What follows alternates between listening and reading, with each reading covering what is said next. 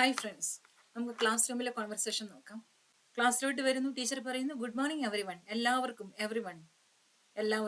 Good morning. Teacher introduces herself. Teacher എന്ത് ചെയ്യാണ്? Introduce ചെയ്യാണ്, പരിചയപ്പെടുത്തുന്നു. പുതിയ ടീച്ചറാണ്, കുട്ടികൾക്ക് അറിയത്തില്ല, വർഷത്തിന്റെ തുടക്കമാണ്. ടീച്ചർ പറയുന്നു am your English teacher. Am means full form I am your English teacher. My name is Miss Shijay. ഞാൻ നിങ്ങൾ ഇംഗ്ലീഷ് ടീച്ചർ ആകുന്നു. എൻ്റെ പേര് മിസ് ഷിജയ് എന്നാകുന്നു. ഒരു ടീച്ചർ ഒരു കൊച്ചിനെ ചൂണ്ടിക്കാണിച്ചിട്ട് ഫ്രണ്ട് റോയിലിരിക്കുന്ന ഒരു കൊച്ചിനെ ചൂണ്ടിക്കാണിച്ചിട്ട് ചോദിക്കുകയാണ്, വാട്ട് ഈസ് യുവർ നെയിം? കുട്ടി പറയാണ്, my name is Rahul ma'am. എൻ്റെ പേര് രാഹുൽ എന്നാകുന്നു. ദെൻ ടീച്ചർ പറയുന്നു, nice to meet you Rahul. Okay, കണ്ടതിൽ സന്തോഷമുണ്ട്. Where are you from? എവിടെ നിന്നാണ് വരുന്നത്? കുട്ടി പറയുകയാണ്, I am from Kottayam.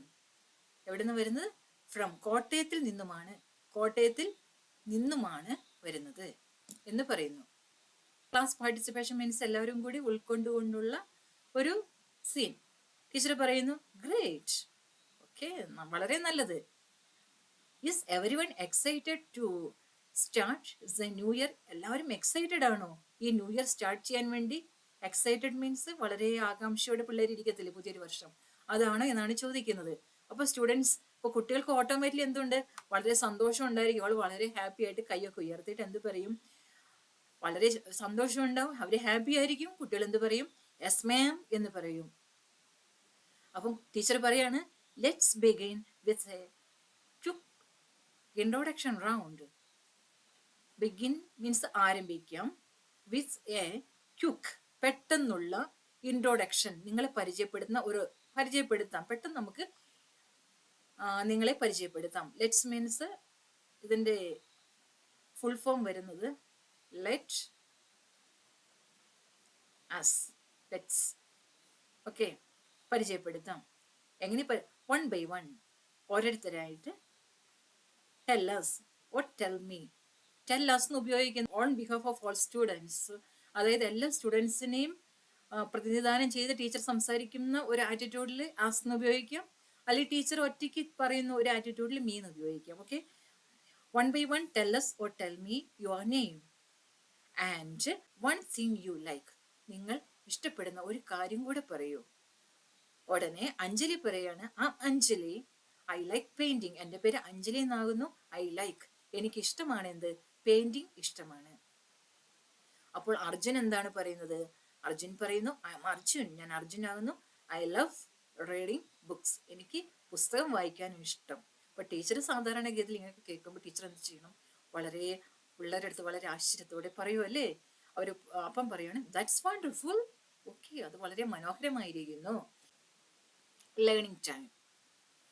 Teacher ഒരു ചോക്ക് പിക്ക് എടുത്തിട്ട് പറയുകയാണ്, points to classroom objects. ക്ലാസ് റൂമിലുള്ള ഒബ്ജക്ട്സ്, ഡെസ്ക്, മേശ, കസേര, അതിന്മേക്ക് ചൂണ്ടിക്കാണിച്ച് ടീച്ചർ പറയുകയാണ്, ടുഡേ, ഇന്ന്, വിൽ മീൻസ് വി വിൽ,